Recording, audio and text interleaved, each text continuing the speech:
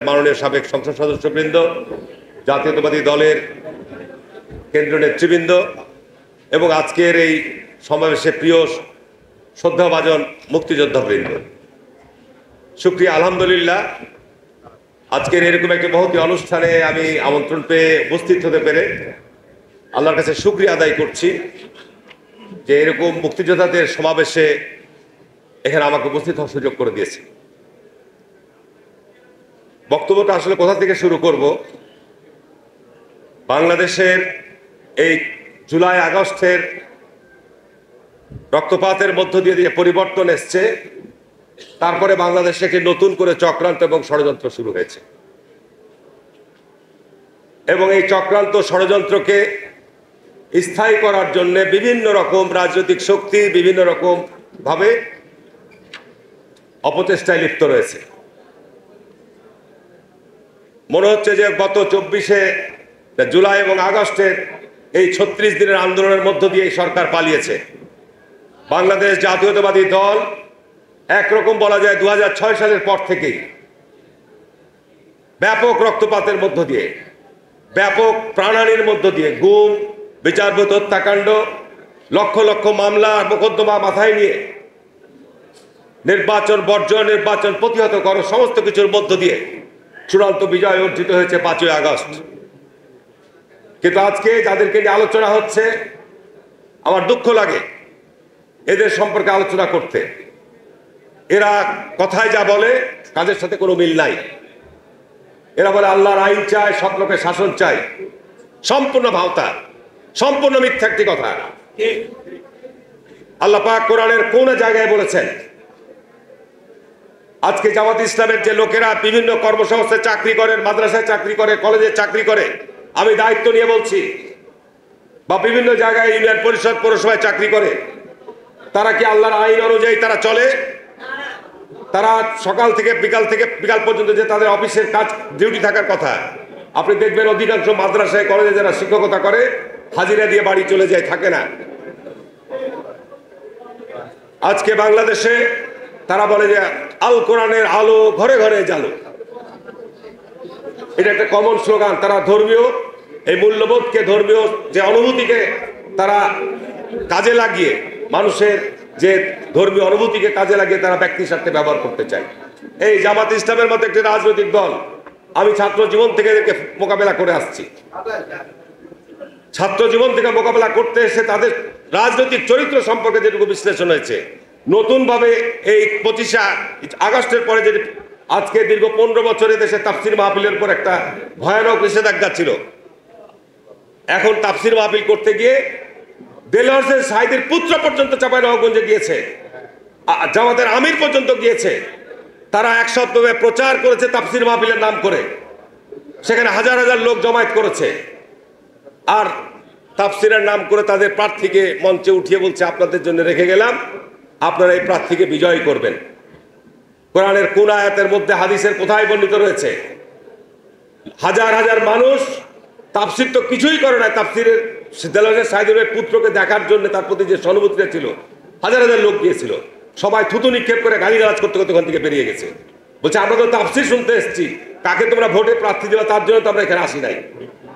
1982 সালে শেখ হাসিনা এরশাদ সাহেব ক্ষমতা দখল করার পর, আমি শুধু সংক্ষেপে বলছি এই কারণেই যে দেখেন, চিন্তা করে দেখেন, এরা প্রকাশ্য জনসভায় গিয়ে বলল আমাদের 7 দলীয় জোট, তাদের জোট, আওয়ামী লীগের জোট একসাথে আন্দোলন হচ্ছে, বলছে এই সরকারের অধীনে যারা নির্বাচনে যাবে তারা বেঈমান, জাতীয় বেঈমান।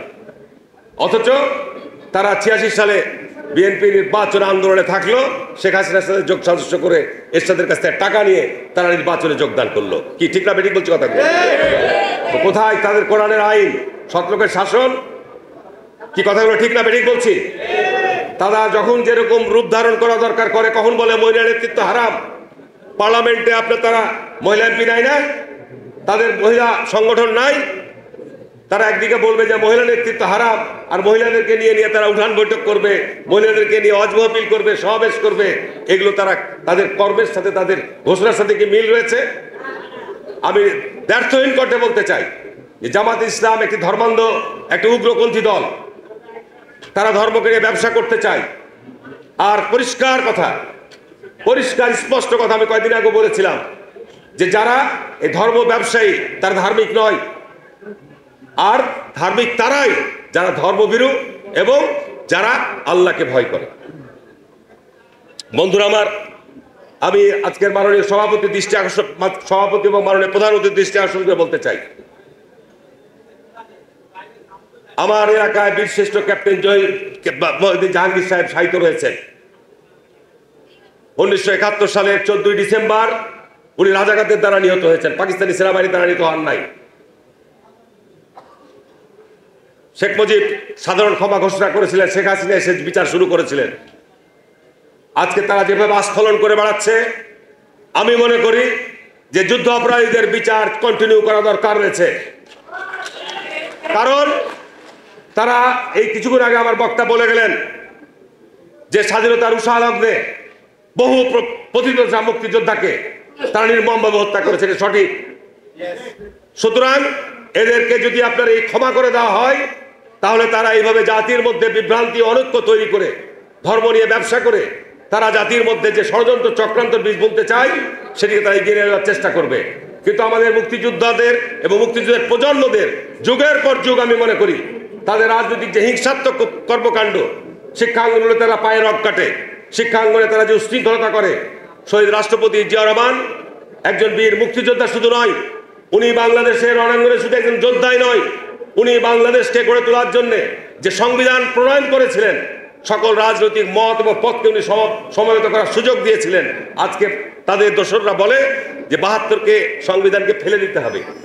যারা সৃষ্টিকে, যারা জন্মকে অস্বীকার করে, আমি মনে করি তারা বেজন্মা, তাদের জন্মের কোনো ঠিকানা নাই। সুতরাং এই বিষয়গুলো সম্পর্কে আমাদের সজাগ এবং সতর্ক থাকতে হবে।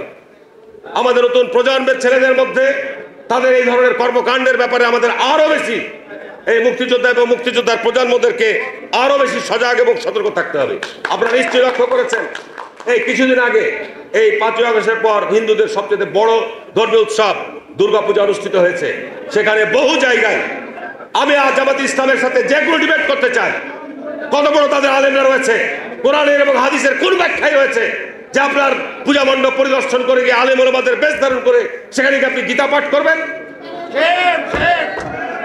এই যে আপনাদের কোন ইসলামিক আইনের মধ্যে, ইসলামিক দর্শনের মধ্যে রয়েছেন, সূরা কাফিরুনের তাফসীরের মধ্যে ওই জায়গায় কোন একজন আলেম ওলামাদের দরবার মানুষের যাওয়া নিষিদ্ধ। তার কারণ জমিনের মধ্যে সবচাইতে বড় আপনার শিরকি পূজা হয় আপনার দুর্গা পূজা। সেখানে ওনারা যে আপনার ইসলামিক গজল গাইতে শুরু করছেন চিরাঙে, কি ব্যবস্থা নিয়েছেন এই সমস্ত আলেমদের বিরুদ্ধে? এই সমস্ত আপনাদের তথাকথিত ভোগা আলেমদের বিরুদ্ধে কি ব্যবস্থা গ্রহণ করেছেন? এরা এই সমস্ত কর্মকাণ্ড করে বাংলাদেশের মানুষের মধ্যে আজকে বিভ্রান্তি। সামনে আমরা বারবার বিএনপি বলছি যে আমাদের অতি দ্রুততম সময়ের মধ্যে নির্বাচন অনুষ্ঠিত হওয়া দরকার। দেশে একটা বিশৃঙ্খলা বিরাজ করছে, একটা স্থবিরতা বিরাজ করছে। এখানে বিএনপি ক্ষমতায় আসবে না, কে ক্ষমতায় আসবে? কে ক্ষমতা আসবে বাংলাদেশে যদি আজকে 6 সালে 7 সালে যদি অন-11 সরকার মধ্যে দিয়ে সুষ্ঠু নির্বাচন হতো, তখনও বিএনপি ক্ষমতায় আসতো। বিএনপিকে ক্ষমতা আসতে না দেওয়ার জন্য জাতীয় আন্তর্জাতিক ষড়যন্ত্র রয়েছে। আমি মুক্তিযোদ্ধা ভাইদের অনুরোধ করব যে আমরা আছি, আপনারা নির্দেশনা দেন, নতুন প্রজন্ম, নতুন আমরা বাংলাদেশকে গড়ার জন্য নতুন দিক নির্দেশনা দেন। এই ষড়যন্ত্র দাঁত ভাঙা জবাব দেবো আমরা ইনশাল্লাহ। আমি আর বক্তব্য বাড়াবো না, আমি শুধু এইটুকুই বলবো যে বাংলাদেশে এই কুলাঙ্গারদের, এই স্বাধীনতা বিরোধীদের স্থান বাংলাদেশের মাটিতে হবে না, হবে না, হবে না, হবে না। আমরা কোনো চক্রান্তকে বরদাস্ত করবো না ইনশাল্লাহ। সবাই ভালো থাকেন, সবাই সুস্থ থাকেন, ইনশাল্লাহ আমাদের বিজয় সুনিশ্চিত। আমরা সঠিক পথেই আছি। আমরা ইনশাল্লাহ বাংলাদেশের সকল মত এবং পথকে নিয়ে আমরা একটা জাতীয় ঐক্যের মধ্য দিয়ে এগিয়ে যেতে চাই। আমরা যতই বাধা আসুক, যতই চক্রান্ত আসুক, এগুলোকে আমরা মোকাবেলা করব। সবাই ভালো থাকবেন, সুস্থ থাকবেন। আমরা বীর মুক্তিযোদ্ধাদের প্রতি আমরা গভীর শ্রদ্ধা নিবেদন করছি। আমরা বীর মুক্তিযোদ্ধাদের যে চেতনা, তাকে আমরা ধারণ করি জাতীয়তাবাদী দল। ধন্যবাদ সবাইকে। আসসালামু আলাইকুম ওয়া রাহমাতুল্লাহি ওয়া বারাকাতুহু।